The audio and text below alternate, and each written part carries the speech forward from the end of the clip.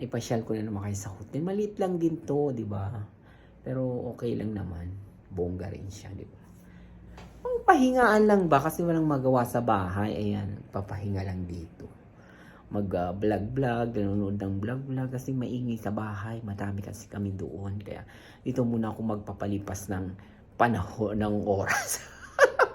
Hanggang bukas. Kaya ayan lang, sana nagustuhan yung mga kakabsat. Yan na naman ang aking munting share sa inyo. Kaya kung gusto nyo pumunta dito, ang lugar nito ano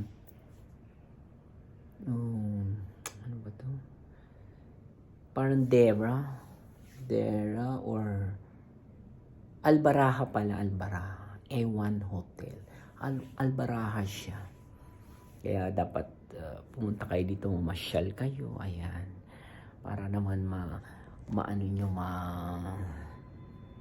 ano nyo yung mga bagay-bagay. Diba? Yan lang po at maraming salamat. Bye-bye. This is Danica Vlogs. God bless you all. See you on next vlog. Thank you.